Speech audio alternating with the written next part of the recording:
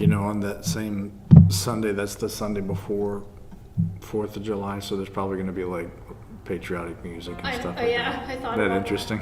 I already know my outfit. It's already planned out. Hi. Hey, welcome back. Oh, thanks. Good to be back. Good. I got two behind me, so. Okay. Did you have a good Hi, time? Maria. How are you? Did you have a good time? Yeah, it was nice. The weather was perfect. It's like 70 degrees, sun shining. Where'd you Nice. Maine, Oh, Bangor I area. want to go. Yeah. I've never been up there. You haven't? Like only New York. It's interesting. I want to go. I want to stay at a bed and breakfast on the coast. On the coast. Oh, yeah, And I want that's to go in the perfect. fall time. Yeah. This is up in the. You have one good-looking house, and then you have a. Yeah. and And I want to eat lots of seafood. Yeah, I did have a lobster roll. It was good. It was big too. So anyway, it's always good to come home, though. You know that. So.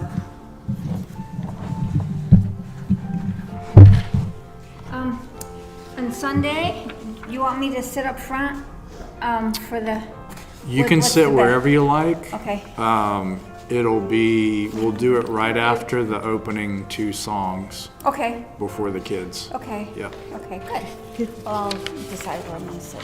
Yeah, I'm gonna have my niece and nephew come. So. Oh, Nice. isn't that nice? Yeah. Did you have a good big trip? Yeah, it was good. Good. It was good. Good to know. Let's see, what did Come we... sit here. I was gonna. Okay, I was wondering where... I'm always afraid if I sit next to people and they're embarrassed about what I say, they go to someone else. You don't have to worry about me, Oh, good. Then I'll sit next to because you. I get embarrassed about what I say. Well, that's why I figure other people are embarrassed about what I say. But I'm learning, and there's a lot of stuff I believe is Yeah. wrong. But I have to go to these groups to figure it out. My family just rolls their eyes. Well, it's just we're still growing. My little granddaughter, no, great granddaughter, she's going to start pre-K in a couple of months. I can't wait. She is such an energetic person. You can hardly keep up with her. But that's her grandpa's side of the family. And I think she'll learn at school to sit quietly because they say she's good in the Sunday school classes. Oh, good. Well, But hope for her then. we're always thinking everybody else is saying that, oh my God, well, can't they manage that child? And I keep telling myself that they had little notes, so we don't have to be worried about them being all perfect. She's fine. She's at that age. Pardon me? She's okay. She's at that age. Yes, She's fine. she's 4. I mean, I don't know why. When I was a kid at 4, you had to act like you were ready to become a doctor. Yeah. You weren't allowed to be a child. statue. Hello, good morning. And she loves going to Sunday school and church, which makes her so comfortable that she just does what she wants.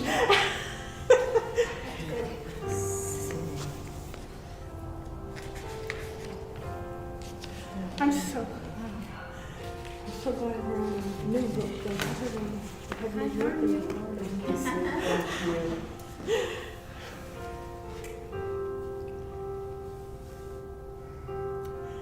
Giving all to Christ. Yes, my father-in-law was not much of a churchgoer until he was probably about 50, and yet he always talked about how he liked C.S. Lewis's Screwtape Letters. He enjoyed them.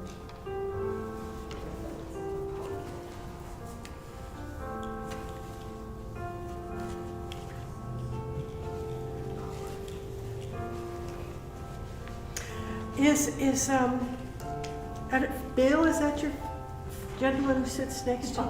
Bob. He's sick, or is that just his age that causes him to fall? I hope he's okay. Am I sitting in your chair here tonight? Okay. None of them are reserved. This seems kind of a big I deal, think I'm in a Sheriff. different chair every week. You were good to Bob, I mean. I'm sorry? You were good to Bob on Sunday to put your hand I on his like that. I shoulder like to give that. him comfort. I like that. Okay. Rob, I have 2 questions for you. Yes. One is it too late to purchase a book? No. Oh, Okay. So how much do I owe you for the book? These are used and they're 5. Oh, okay, I think I have. You know, you can always look at later. Okay, I'll have to come back. I mean, You can just put it in that plate or hand it to me or. okay, thank you very much. Yeah. And then the other question. You can do $1 at a time. We got payment plans. Okay, I love it, I love it, I love it. Thank you, and I'll write myself a note so I don't forget. Okay, and my other question is, okay, so I know that we finished 2 weeks ago the Mm-hmm. Richard Rohr book.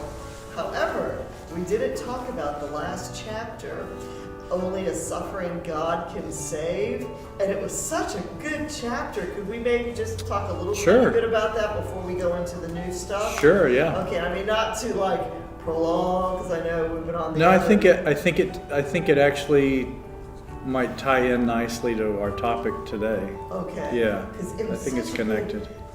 Chapter that, I mean, I know that. my son- Is that the epilogue? yeah, it wasn't the 12 steps. Yeah, Yes. we went over that, but it was really fast. I think it was kind of like lightning speed. We didn't really dwell. But yeah, absolutely. Okay, I just. We'll do that. Why don't we do that right after our song? We'll jump right into that. Okay, awesome, Yeah. thank you. Mm-hmm. All right, welcome everybody. Hello. It is 10 o'clock. Change my heart, oh God. Change my heart, oh God. Make it ever true. Change my heart, oh God. May I be like you. You are the potter, I am the clay. Mold me and make me, this is what I pray. Change my heart, oh God, make it ever true. Change my heart, oh God. Be like you. One more time. Change my heart, oh God. Make it ever true. Change my heart, oh God.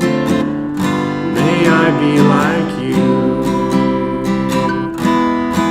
You are the potter, I am the clay. Mold me and make me, this is what I pray. Change my heart, oh God, make it ever true. Change my heart, oh God, may I be like you. Let's pray. God, thank you so much for being here with us today. Thank you for this beautiful new creation of 24 hours that you've given to us. Thank you for the blessings of the people in our lives, for your wonderful creation all around us, for the journeys that you've given each one of us, part of which, or most of which, is to discover who you are, who we are. We thank you for this relationship that you've blessed us with you. We pray in your name today. Amen. For the rain? Amen. Thank you for the rain. Thank you for the rain. All right. Well, welcome you who are here. And we've got Judy and Joy and Marcy and Diane and Bob and Carol joining us online. Welcome. Wow, that's a big Good to group. see you all. And we've got folks here too joining in this morning. We are going to be starting this book today, our new book, Devotional Classics by Richard Foster. Richard Foster is the kind of the key editor here. You can see this is a pretty good size. I think we're going to be, goodness, can you just imagine, like, it took us like a year and a half or two for Richard Rohr's book that was like 80 pages. This is 374 pages. So this is the last book you're ever going to buy for Faith Church Bible Study. But it's simpler than that. That one really dug up. All right. So, Maggie, you mentioned the epilogue of the book that we finished. And I think it will be a good segue. And the quote that you said is, "Only a suffering God can save." Yes. Right? Yes. Right. Only a suffering God can save. So this topic of, there's a few things. One is why does the mess happen here on earth? Why does the bad stuff happen? We don't ask, why does the good stuff happen? You know what I'm saying? We're not like, why does good stuff happen? That's such a mystery, and like, I don't know if I agree with that. You know, it's like, no, we accept that and we are glad for that. All the good stuff, we'll take that. But it's like, if stuff goes bad, we're like, hey, wait a minute, I don't like that. So part of it is like this rational, what would you say, a rational incompatibility with the belief that there is an all-powerful God and an all-loving God and an all-knowing God and an all-present God in this universe and that creates this universe, but at the same time these bad things can happen, right? Horrible things can happen, things we would never wish on even our enemies. You know, some things can happen in this life that are painful and difficult. Welcome, Ken. Good to see you joining us as well. So why does that happen? So part of why we grapple with it is just like the logical part of our faith is like, something's wrong here, right? And again, we don't question the good stuff. Why does good stuff happen? But the other part of it is, and probably this is the big part of it, we don't like it. It hurts, it's uncomfortable, and what we're trying to do is we're trying to take control of our lives, and if we take control of our lives, what's the number one priority we're going to put on our list of things that need to be controlled? It's going to be the suffering. Oh, sure. It's going to be the bad stuff, right? It's going to be the horrible things that need to be fixed, you know? We just moved into our sixth home here in Florida. Sixth home in less than 10 years, just under 10 years. So yeah, we have some problem. Who knows what that is? We'll figure that out. Don't like your own Part of it is we grew, both Sully and I grew up moving around a lot, so it feels normal to move around a lot. So anyway, so you move into a new place, right? One of the first things that happens is you start fixing things, the things that really stand out. That's like, oh no, that wall will not stay that color for 2 more seconds. You know, you got to. So we go straight into the things that bother us. We don't go straight into let's enjoy something, because it's like, well, I can't enjoy it until that wall gets painted, you know, or whatever it is. So we are control freaks, right?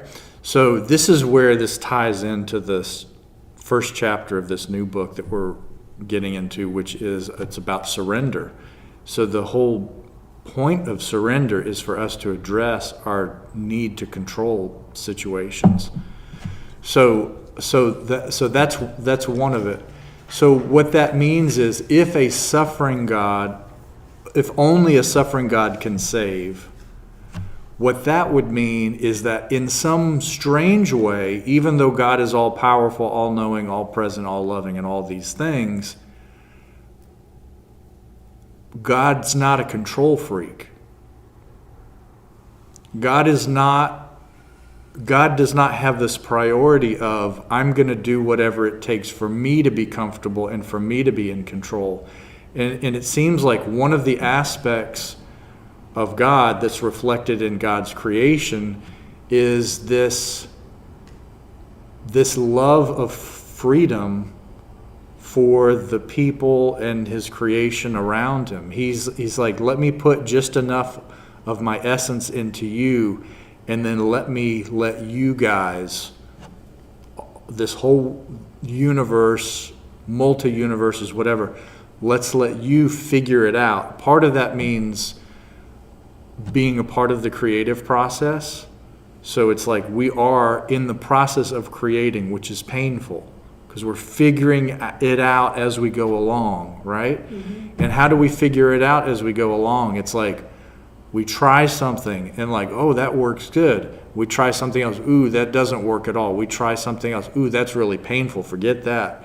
So we're going along the way and figuring it out. And learning means you're told, nope, that's not right.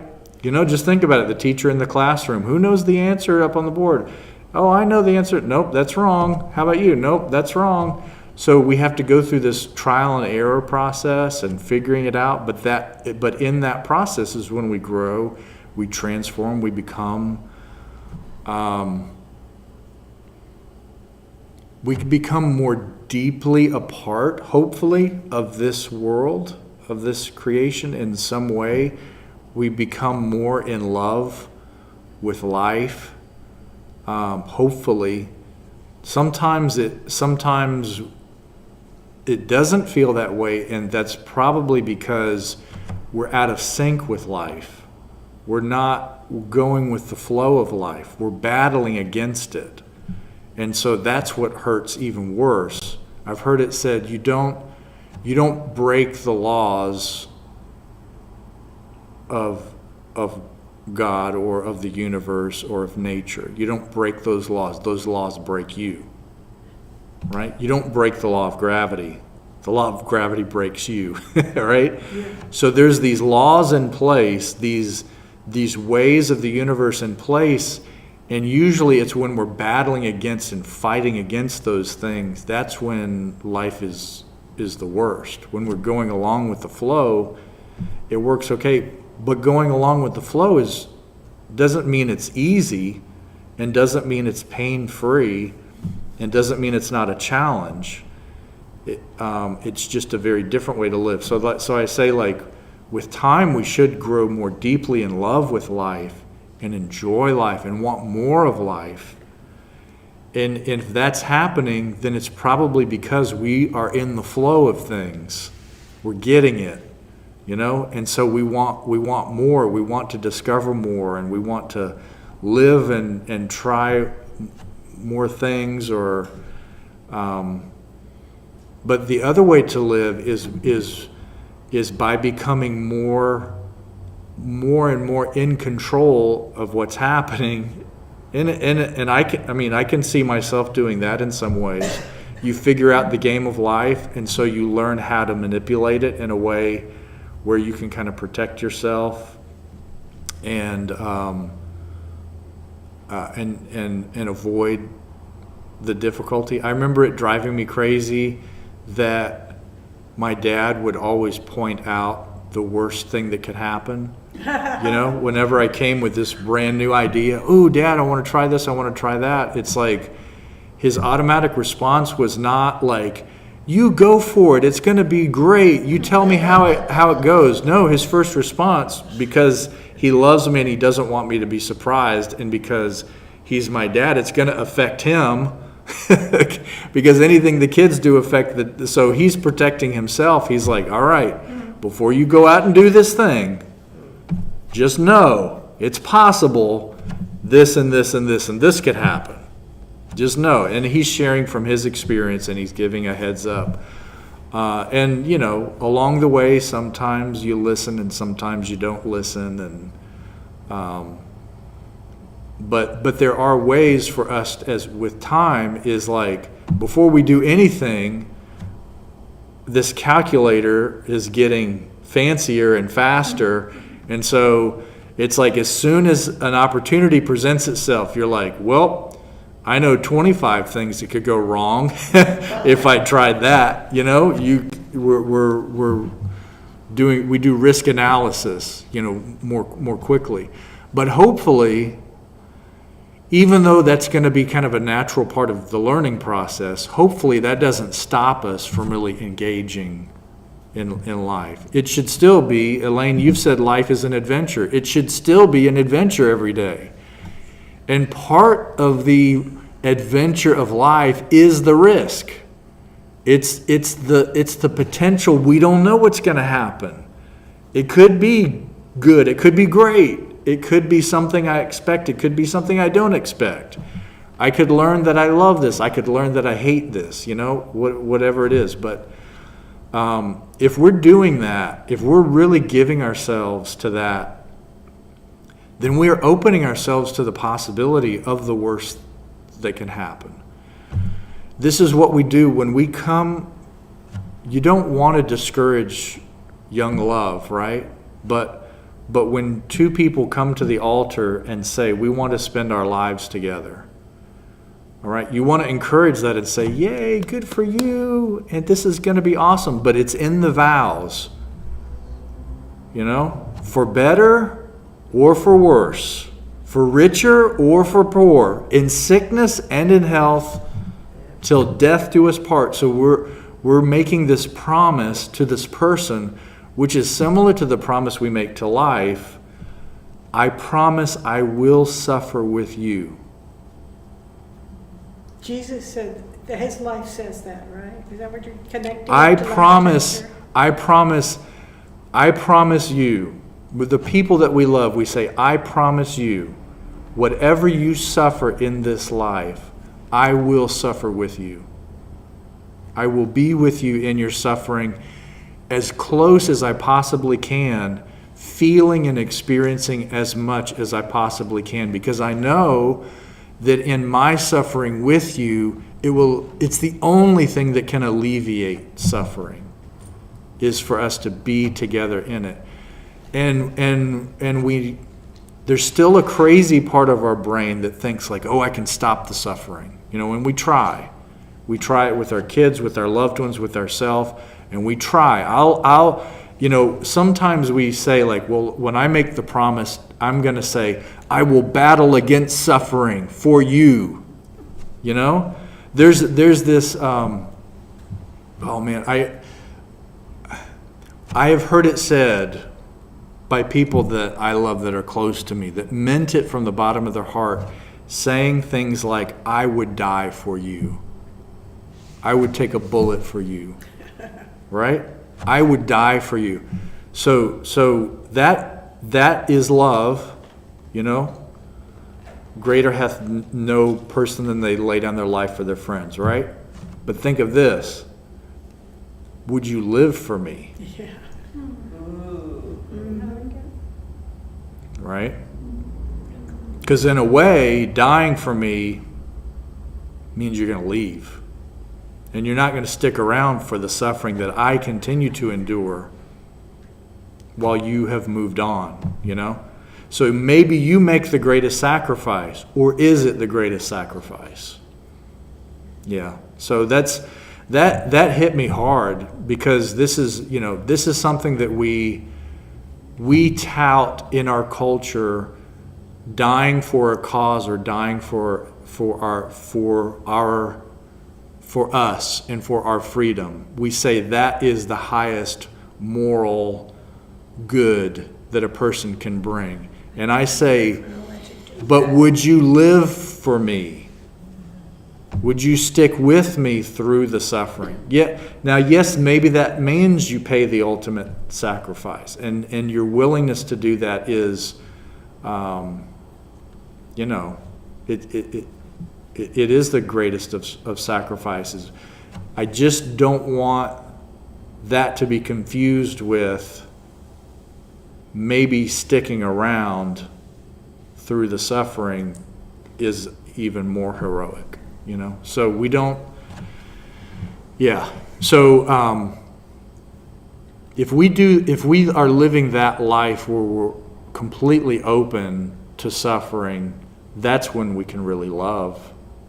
And that's when we can really, that's when there can be healing in suffering. Or there's this strange thing that happens when we suffer together.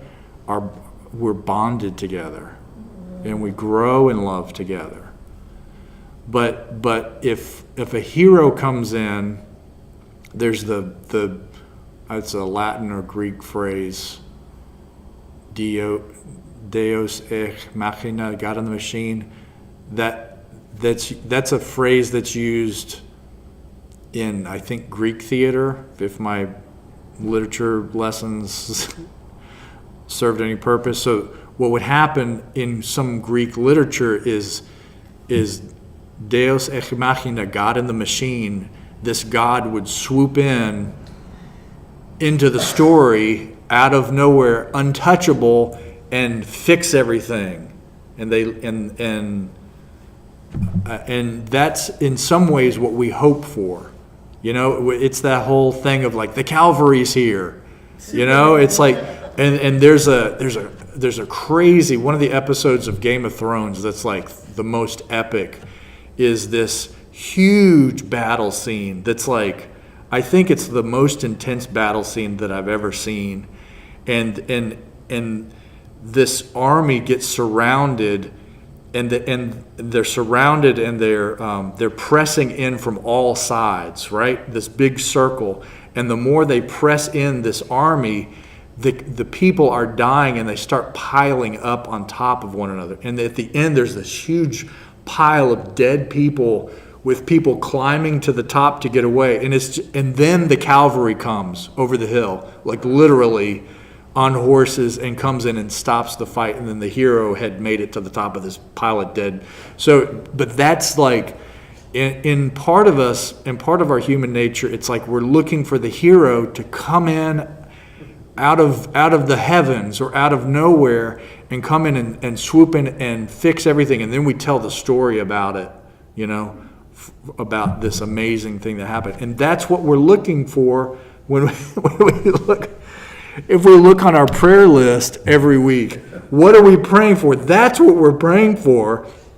We're praying for God to swoop into our circumstances and take it away from us. You know, I'm in debt. God, make my debt go away. And I'm in a horrible relationship. God, come and fix my relationship. Or I've got this, you know, horrible physical ailment. God, heal me. You know, there's this thing where we want, but what this other aspect that is fully throughout the Bible and is really, we see, you know, very prominently in the life and teachings and example of Jesus, is this part of God that doesn't swoop in and fix everything, but instead is like, let's do this together. But do you really think that he would let you die for somebody else?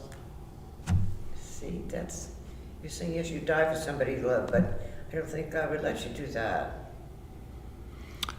I mean, it's happened.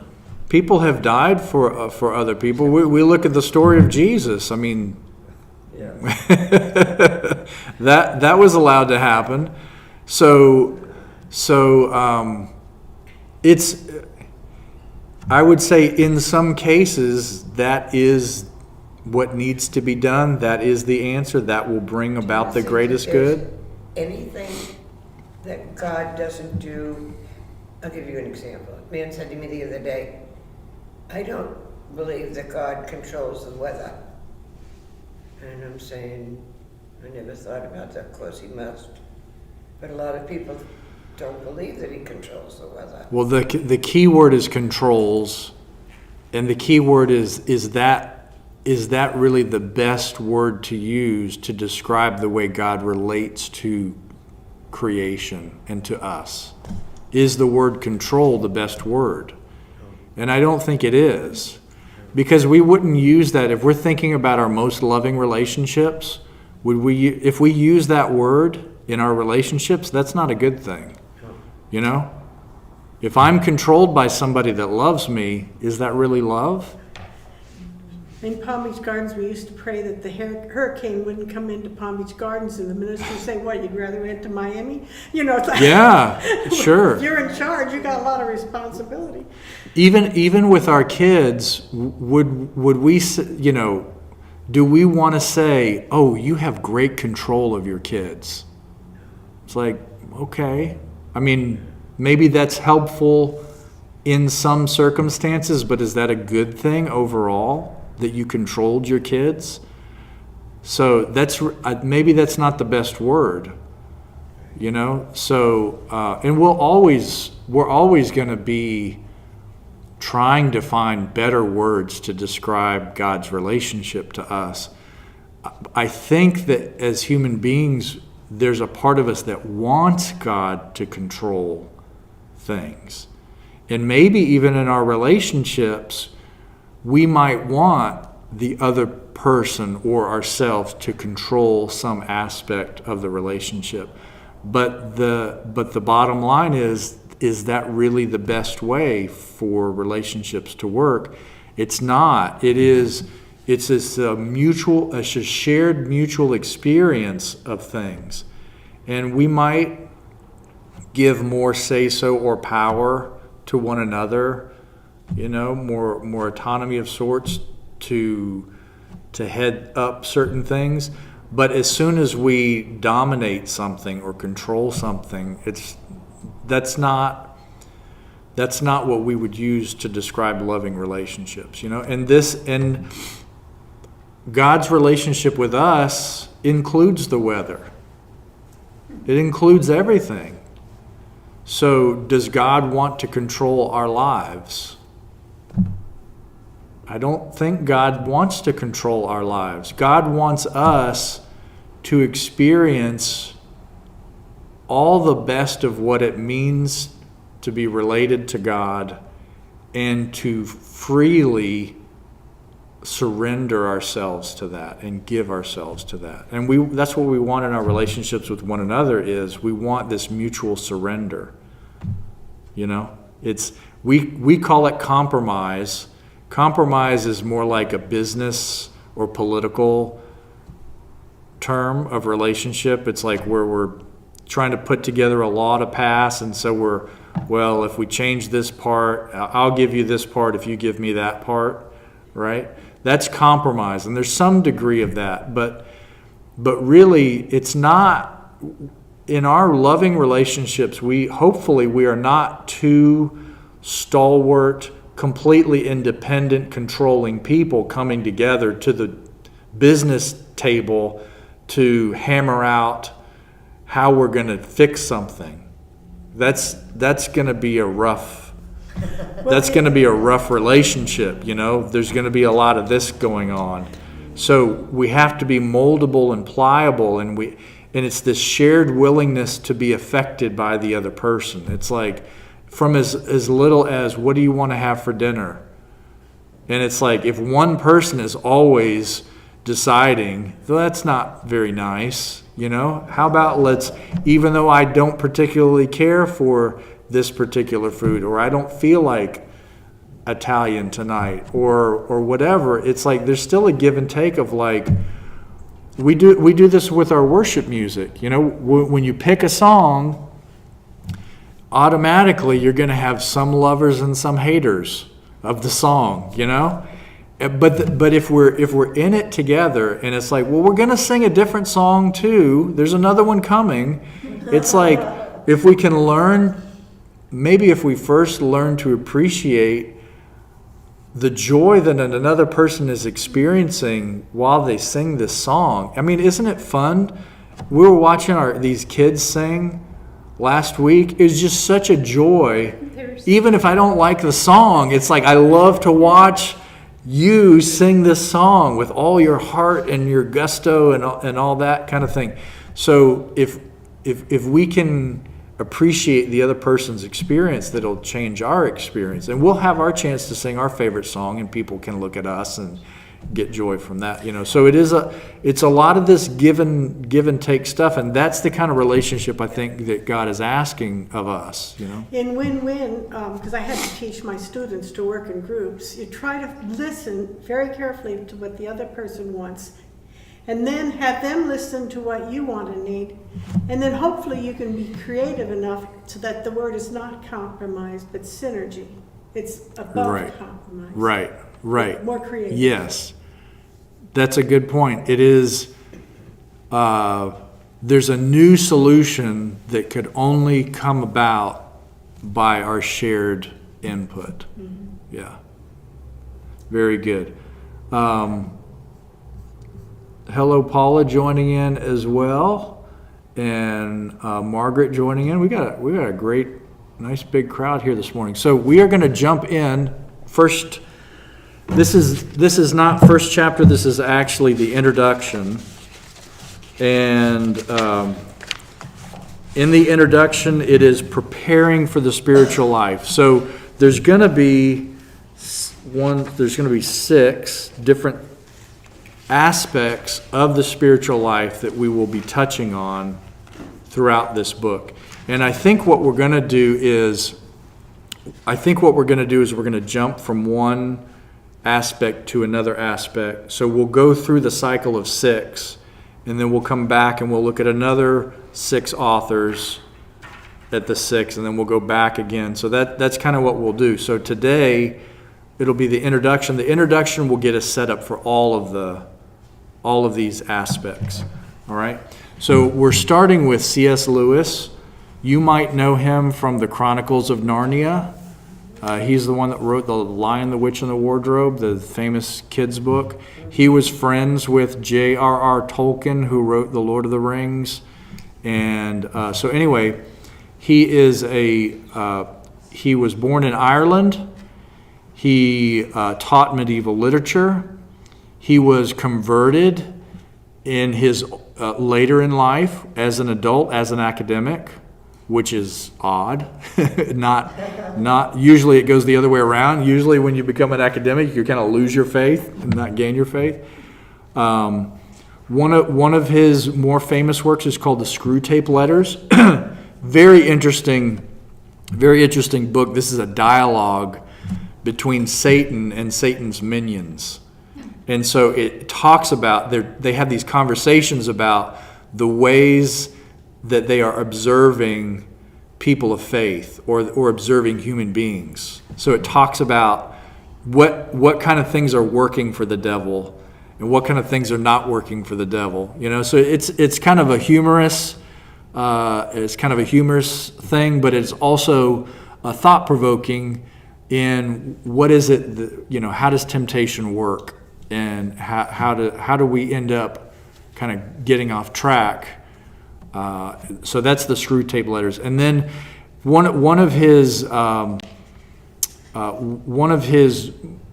probably most famous book is called Mere Christianity. So this is, in Mere Christianity, C.S. Lewis is talking about the basics of Christianity. What is it that convinced him to become a Christian?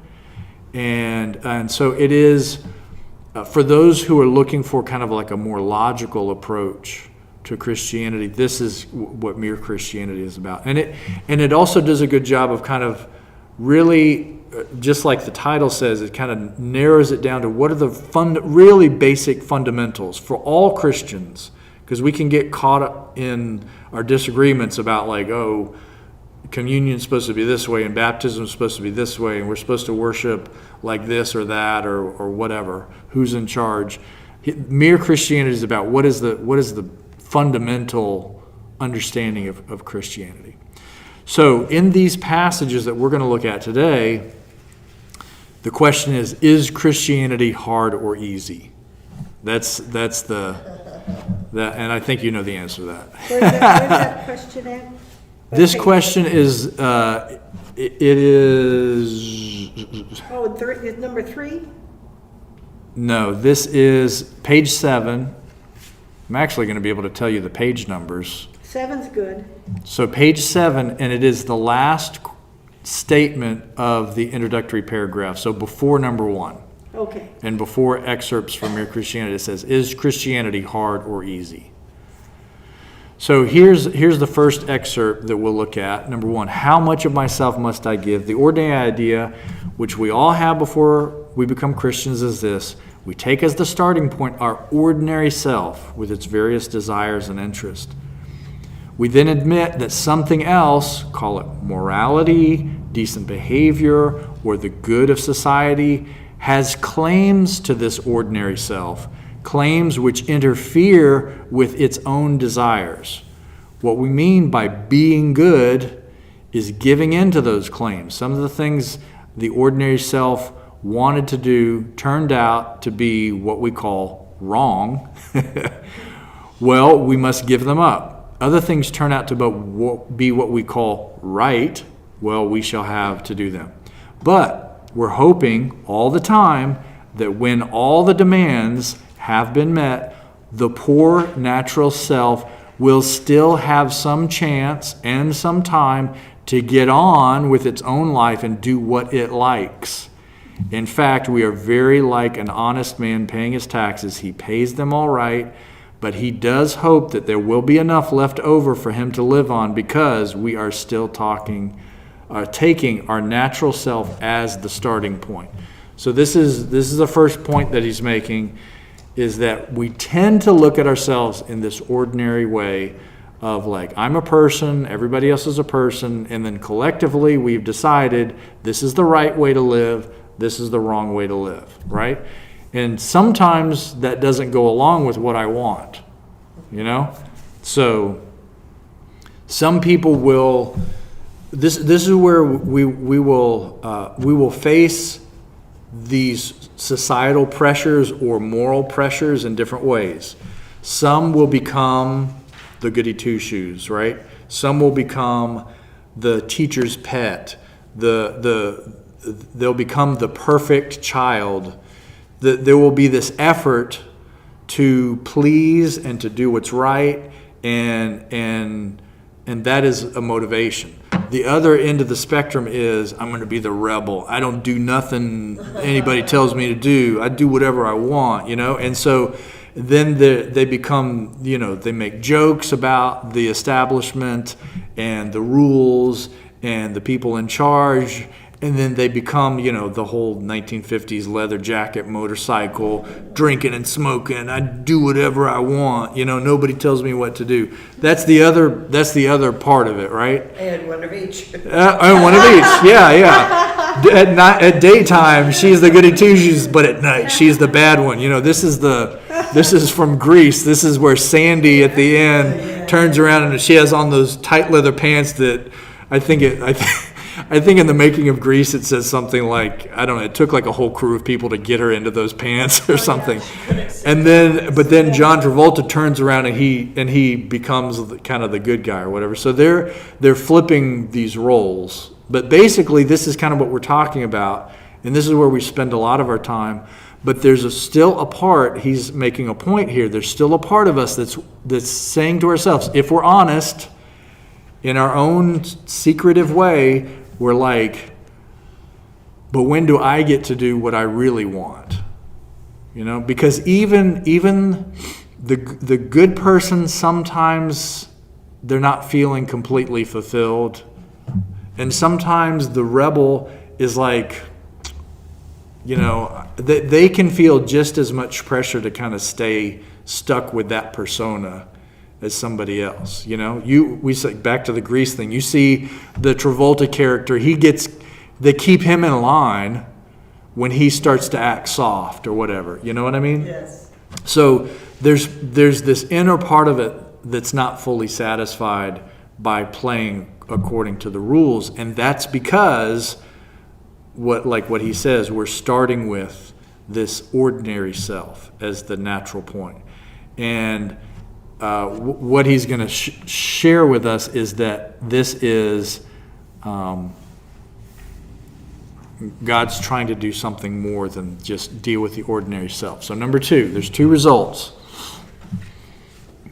As long as we're thinking that way, one or the other of 2 results is likely to follow. Either we give up trying to be good, or else we become very unhappy indeed. 4, make no mistake, if you are really going to try to meet all the demands made on the natural self, it will not have enough left over to live on. The more you obey your conscience, the more your conscience will demand of you.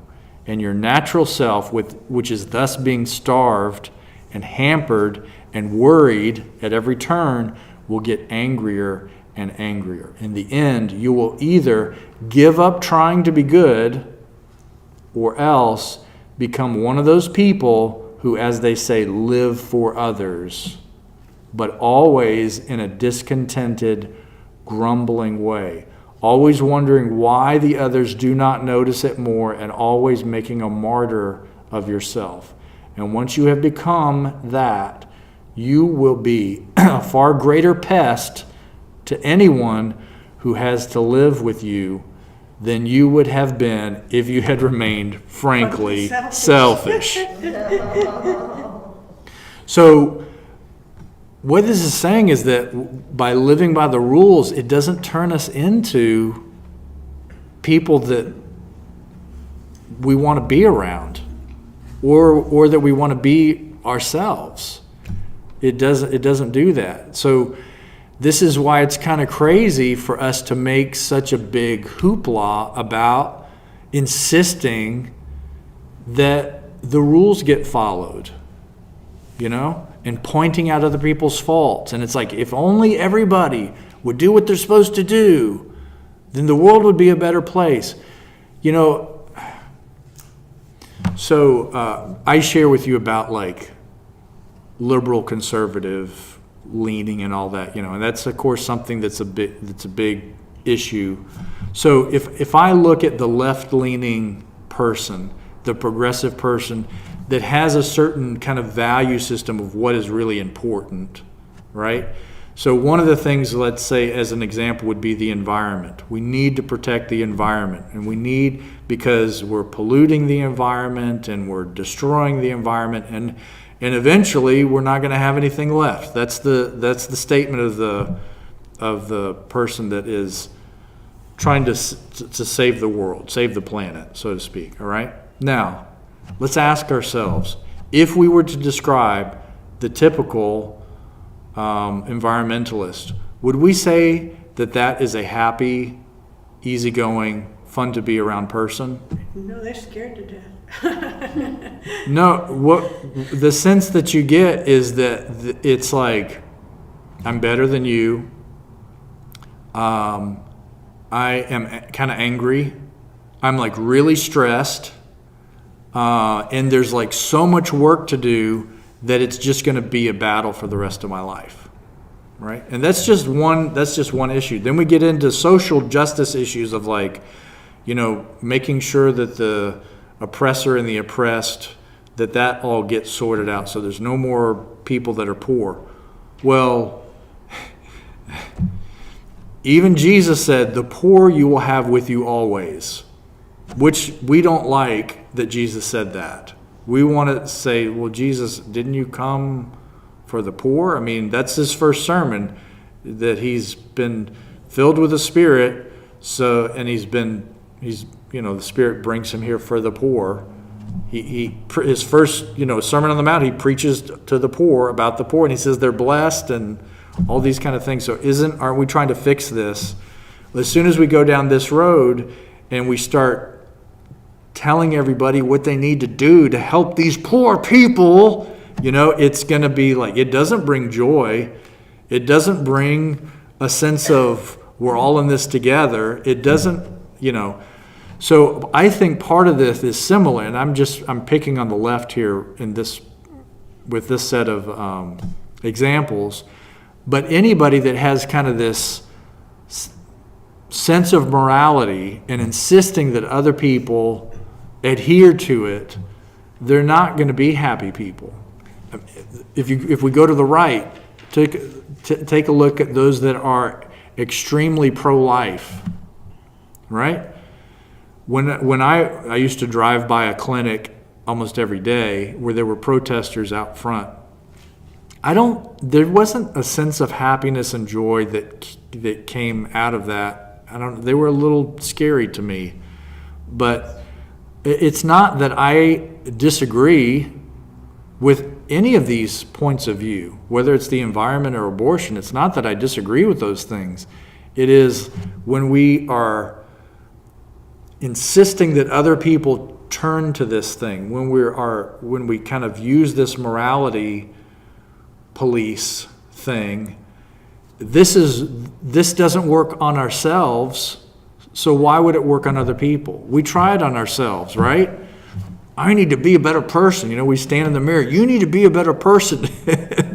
tell you what you need to change, and it's like that doesn't work, right? And if it does, if we find ourselves really hanging in there and doing a good job, we're doing it for others. We're living for others, and we're kind of denying this natural thing inside of us that really just wants to live. But if people want your money and your time and for you to vote for they want you to vote for, they want to be very clear. It's this or that.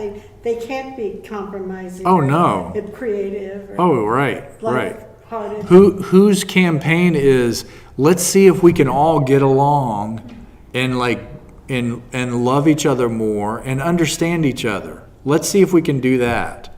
Let's build the party of compromise and shared suffering. Let's go through this thing together. It's like, I'm not voting for that lunatic, So it's like we with these groups that are preachy or insistent, it's almost like we tap into this part of us that believes that if we could just get people to do the right thing, which of course is my thing, is our thing, not their thing. If we could get people to do the right thing, we'd be at a better place, So let's look at, so what's the answer then? All right, this is the third part. The Christian way is different, harder and easier. Christ says, give me all, capital A, all. I don't want so much of your time and so much of your money and so much of your work.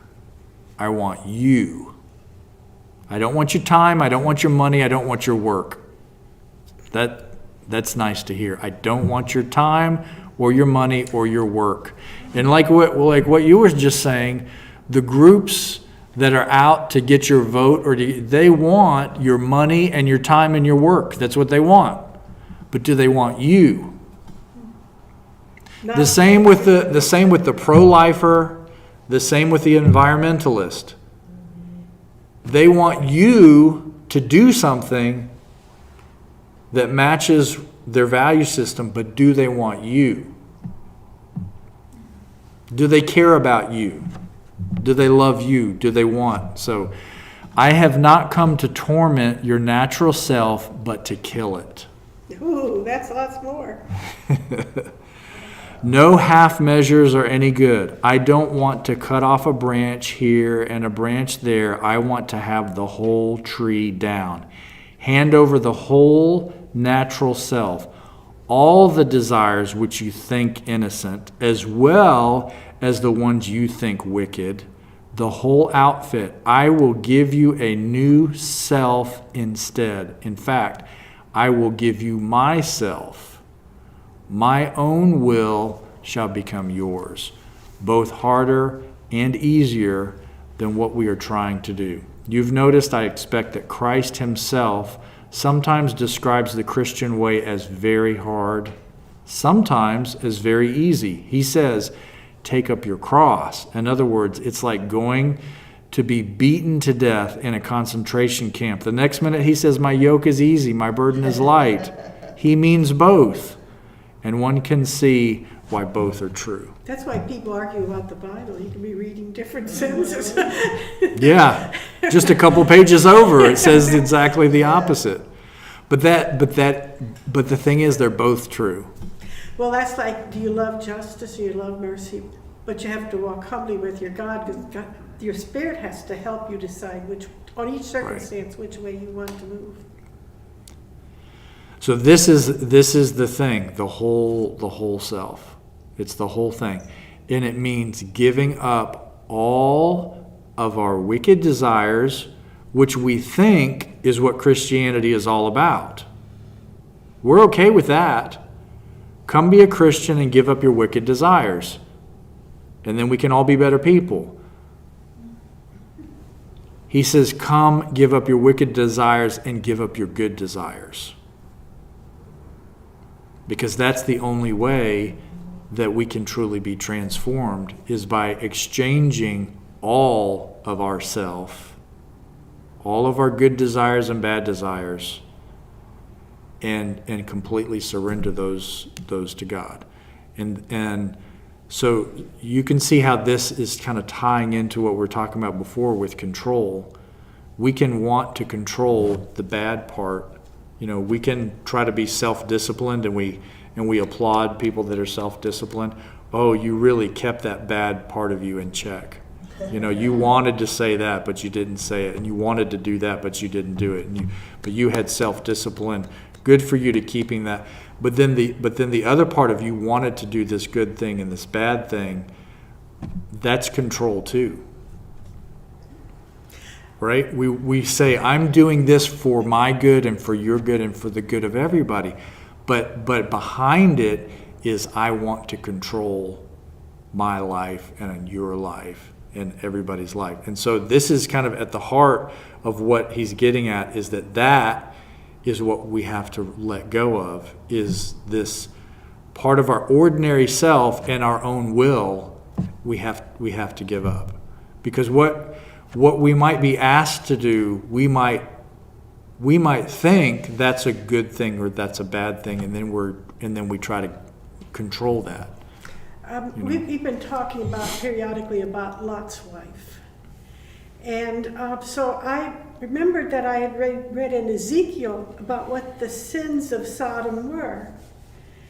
And, you know, we always think of Sodom as wicked, but in there I had to go back to, because I didn't remember it. And it said the sins of Sodom were they were proud. They were full of food. And they were idle. Mm-hmm. And they didn't try to help the needy. Mm-hmm. I thought, well, that can be people in the United States. I would have turned to a pillar of salt with tears if I had to go live in the desert somewhere just to be free. Right. And that was the goal for her, to move where she'd be free. And she was so full of tears that the saltiness froze her. Wow. Mm-hmm. But that was a good thing to be, but we think that they were. And here she's having to give it up. And if we wake up, and again, if we wake up to that, to say, I need to be mindful of my pride, right? And I need to be mindful of the needs of others. I mean, that's a good thing. They needed the strength. But with Christianity, this is saying, even that we have to give up. Well, yeah, that's right. It did. Yeah, it's everything. It's everything. And we constantly are going to be coming back to it. And it's like, there's a part of us that's going to think, when is God going to be satisfied? You know, I have given up so much. And if we are feeling that way, that just lets us know we're trying to kind of hold some aside for ourselves. You know, I want to kind of keep some of my desires. This is kind of silly, but growing up, we would talk about what heaven would be like and stuff like that, right? And then as a kid, we would talk about, you know, isn't it going to be cool? And, you know, but then we would come around to, well, I'm excited about heaven and I'm looking forward to it, but I do want to get my driver's license first. So it's like, yeah, I want to be with God and paradise and everything, but can I keep a little for myself? You know, there's still some desires in my heart that I want to hold on to. And it's not a bad desire. It's not like I said, you know, but I just want to try cocaine and prostitutes just one time before I die. If I could just do that, you know, and just get it out of my system, that, you know, we would say that's horrible. But to say like a good thing, you know, like I want to become, you know, I don't know, I want to finish college before I die, you know, before I go to be in paradise with God or whatever. But those are a silly example. We're not really talking about paradise or the afterlife or anything. We're just talking about these innate desires within us. So whether it's something for good or something for evil, those are the things that we're asked to give up. Well, in the last book, freedom is where we want to go, but to Christ's freedom, not the freedom to do to others whatever we feel like. It says God, he needs his freedom to be who God is, right? And we need to be what we don't realize is that our desires are the ones, they're the things constraining us. Those are the things that are imprisoning us. Even the good desires, they're the ones imprisoning us. Because if it's our desire, it's going to lead back to me being the center of this life. You know, this is why Paul talks about boasting all the time, is because he knew that was one of the key problems with the good people of Christianity or with the religious people. It was like, that was the tendency, is that we would start to kind of keep a tally of the offerings that we have given and the people that we have helped and the times that we have forgiven others, and we're in some ways keeping a tally of these good things that we're encouraged to do. And the thing is, it could make us a little proud.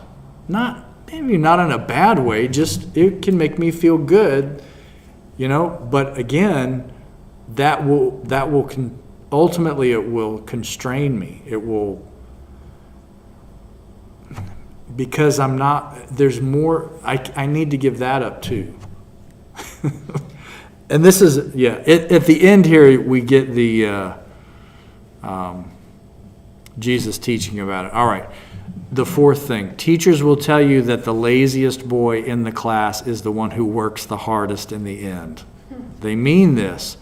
If you give two boys, say, a proposition in geometry to do, the one who is prepared to take trouble will try to understand it. The lazy will learn it by heart for the moment that needs less effort. But 6 months later, when they're preparing for the exam, the lazy boy is doing hours and hours of miserable drudgery over things the other boy understands and positively enjoys in a few minutes.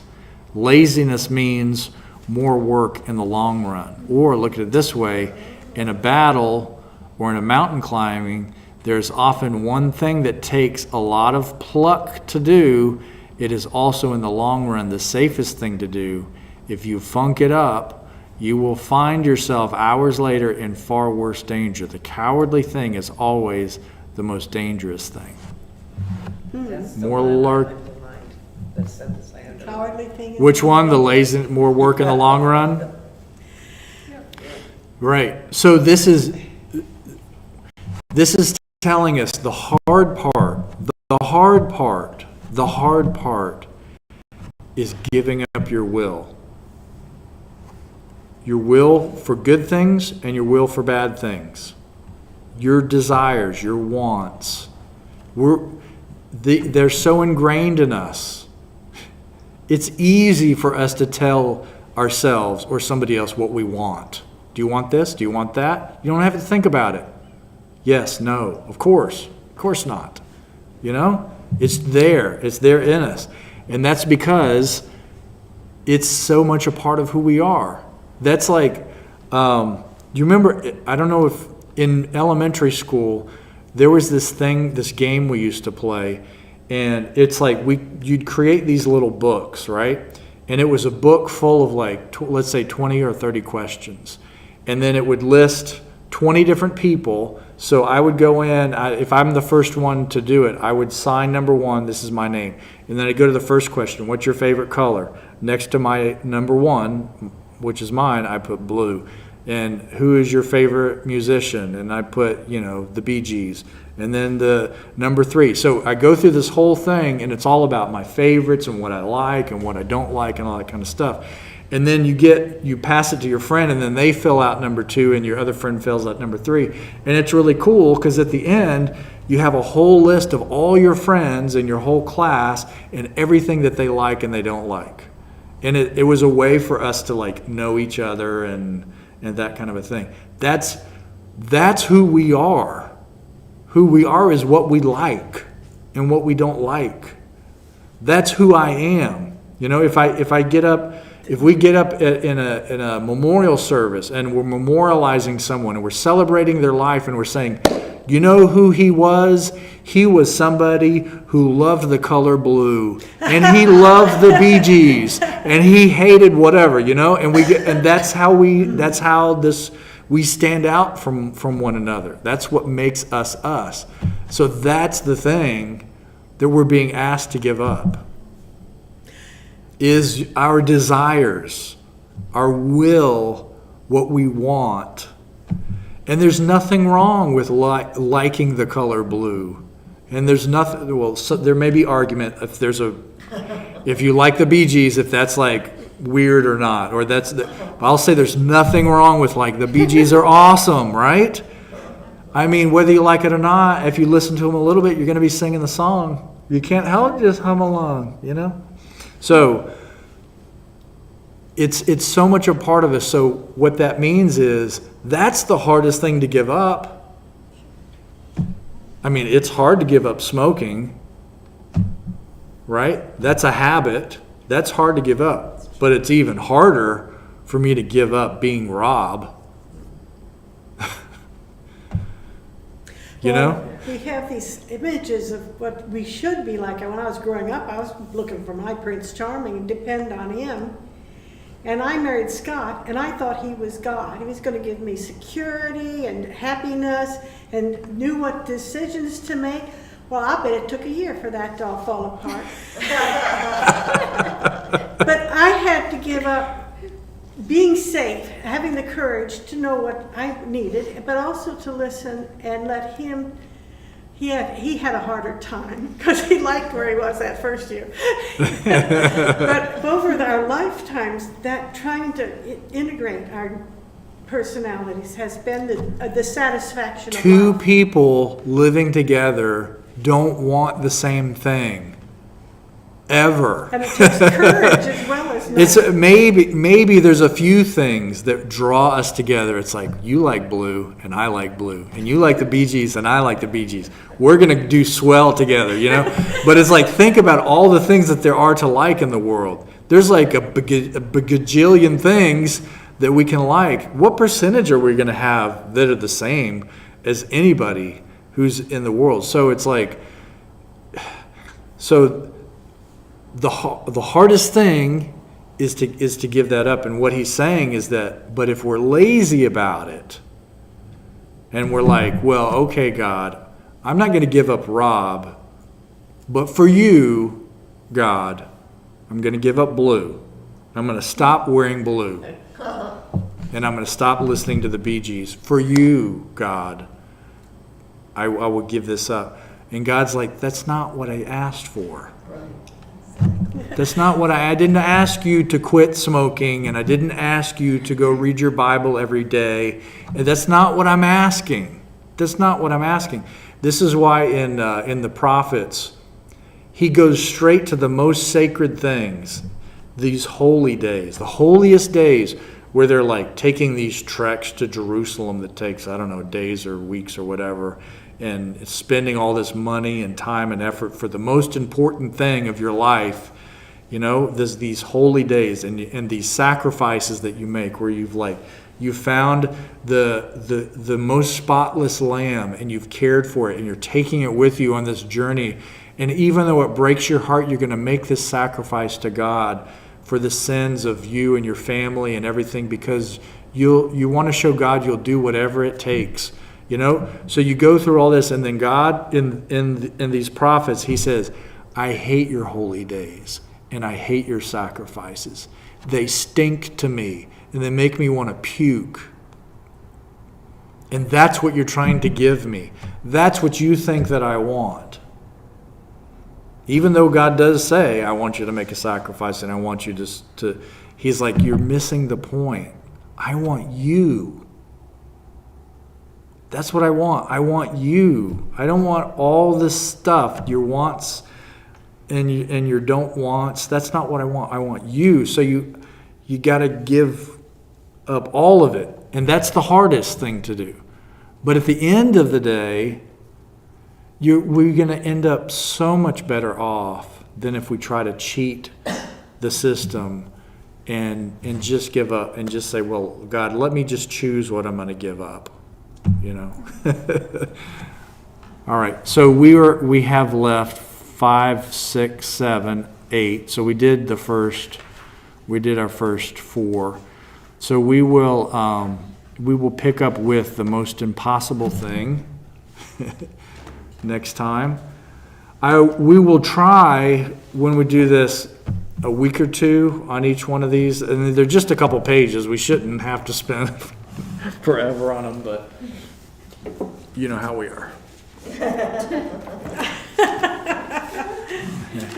As long as we feel like it's good stuff, We just have to then we're study good. another book if we go through it in a hurry. Send us out in the power of your Spirit, Lord. May our lives bring Jesus to the world. May each thought and word bring glory to your name. Send us out in your Spirit, Lord, we pray. Send us out in the power of your Spirit, Lord. May our lives bring Jesus to the world. May each thought and word bring glory to your name. Send us out in your Spirit, Lord, we pray. Thanks everybody for being here. Okay. Since I'm going over there, I'll take Oh, them. Are the BGs really your favorite group?